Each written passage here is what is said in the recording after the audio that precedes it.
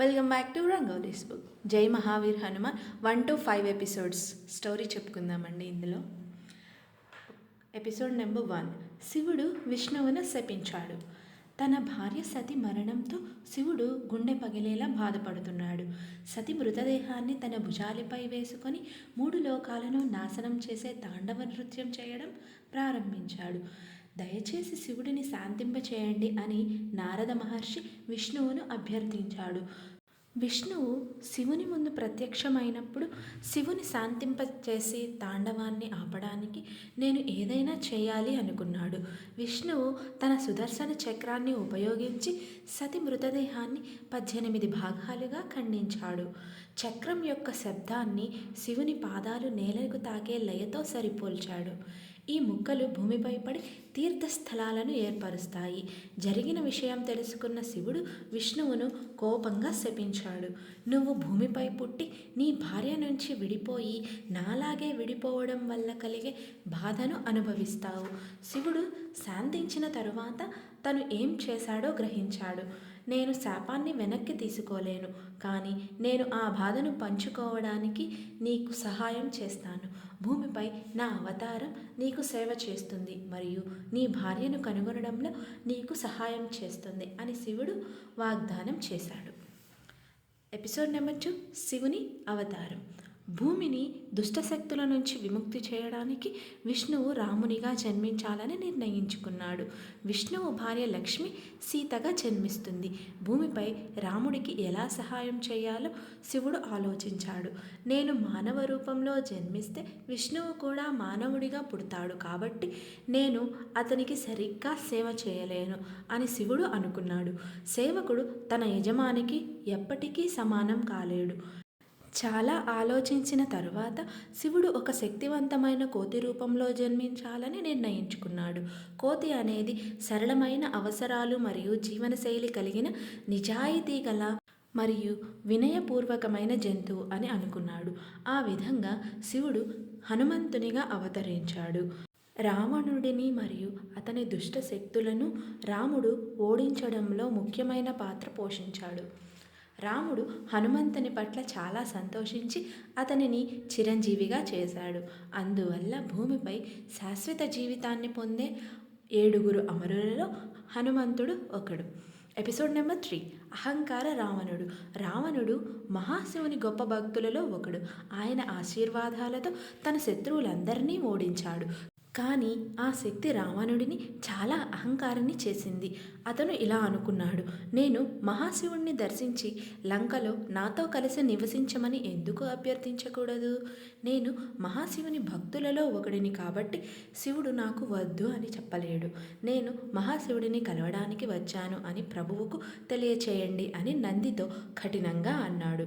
నీకేం కావాలి రావణ? ప్రభువు ఇప్పుడు వేరే పనిలో నిమగ్నమై ఉన్నాడు అని చెప్పాడు నంది. శివుడు నా రాజ్యమైన లంకలో నాతో కలిసి నివసించాలి అని నేను కోరుకుంటున్నాను అని రావణుడు గర్వంగా చెప్పాడు. అందుకే నేను మహాశివుడిని ఆహ్వానించి నాతో తీసుకువెళ్ళడానికి వచ్చాను అని చెప్పాడు. నీకు తెలివి తగ్గిందా రావణ? నువ్వు స్వార్థపరుడివి, అహంకారివి, మూర్ఖుడివి అని కూడా అన్నాడు నంది. శివుడు కైలాస పర్వతాన్ని విడిచిపెడతాడు అని నువ్వు ఎందుకు అనుకుంటున్నావు? నీకేమైనా బుద్ధుందా అని దురుసుగా బదులిచ్చాడు మహానంది. Episode number 4. నంది రావణుడిని శపించాడు. పార్వతీదేవిని తన గణాలను వదిలి శివుడు ఎందుకు లంకకు నీతో కలిసి రావాలి అని నంది అడిగాడు. శివుడిని కలవకుండా ఆపినప్పుడు రావణుడు అవమానంగా భావించాడు. నాకు సలహా ఇవ్వడానికి నీకెంత ధైర్యం అని రావణుడు కోపంగా అన్నాడు. నీవు కేవలం ఎద్దువి, కోతిలా తెలివి తక్కువవాడివి అన్నాడు. అవును, నేను వినయపూర్వకమైన జంతువుని అని నంది బదులిచ్చాడు. కానీ మహాశివుడు ఇక్కడ కైలాసంలోనైనా అక్కడ లంకలోనైనా అందరినీ సమానంగా చూస్తాడు. దానికి రావణుడు ఇలా కోపంగా బదులిచ్చాడు. శివుడు కోతిలాంటి నీలాంటి జంతువును తన వాహనంగా గణాలకు అధిపతిగా నియమించడం నాకు ఆశ్చర్యంగా ఉంది అని బదులు ఇచ్చాడు. ఇప్పుడు నంది సహనం కోల్పోయింది. నువ్వు నన్ను కోతి అని పిలుస్తున్నావు, అని ఉరుముకుంది. నీ పతనానికి కోతి దారి తీస్తుంది అని నేను నిన్ను శపిస్తున్నాను. నంది శాపం నెరవేరింది. శివుడు హనుమంతుడి అవతారంగా జన్మించాడు. యుద్ధంలో రావణుడిని ఓడించి చంపడానికి రాముడికి సహాయం చేశాడు. Episode number 5. నారదుడు వివాహం చేసుకోవాలని కోరుతున్నాడు. పర్వతుడు మరియు నారదుడు అనే ఇద్దరు ఋషులు ఒకసారి అయోధ్య పాలకుడైన అంబరీషుడును కలిసి తన అందమైన కుమార్తెను వివాహం చేసుకోవాలని కోరికతో సందర్శించారు. మొదట నేను నిన్ను అడుగుతున్నాను, నేను నీ కుమార్తె అయిన శ్రీమతిని వివాహం చేసుకోవాలని కోరుకుంటున్నాను అని పర్వతుడు అంబరీషుడును అభ్యర్థించాడు. లేదు, నేను పర్వతుడి కంటే పెద్దవాడిని మరియు తెలివైన వాడిని, అదీకాక నీ కుమార్తెకు తగ్గ వరుడను అని నారదుడు అన్నాడు. దానికి శ్రీమతి స్వయంవరానికి మీరు ఇద్దరూ హాజరు కావాలి అని నేను కోరుకుంటున్నాను. అక్కడ ఆమె తన వరుడిని ఎన్నుకుంటుంది అని అంబరీషుడు ఇద్దరు ఋషులను అభ్యర్థించాడు. నారదుడు వెంటనే విష్ణువు వద్దకు సహాయం కోరాడు. దయచేసి నన్ను నీలాగే అందంగా తీర్చిదిద్దు హరి, శ్రీమతి నన్ను తన వరుడిగా ఎంచుకునేలా చేయి అని నారదుడు విష్ణువును అభ్యర్థించాడు. నారదుడు వివాహం చేసుకుంటే ఒక దివ్య ఋషిగా తన విధులను నిర్వర్తించలేడు మరియు అతని దైవిక శక్తులన్నీ నశించిపోతాయి అని విష్ణువు అనుకున్నాడు. కాబట్టి అతను నారదుడిని ఇలా ఆశీర్వదించాడు, నువ్వు హరిలా కనిపించాలి అని. కానీ హరి అనేది ఒక కోతి పేరు. విష్ణువు నారదుడి ముఖాన్ని ఒక కోతిలా మార్చాడు.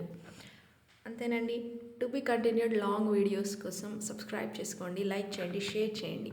Thank you so much. Bell ఐకాన్ని ఆన్లో పెట్టుకోండి. నేను వీడియో అప్లోడ్ చేయగలనే మీకు నోటిఫికేషన్ వస్తుంది. Thank you so much.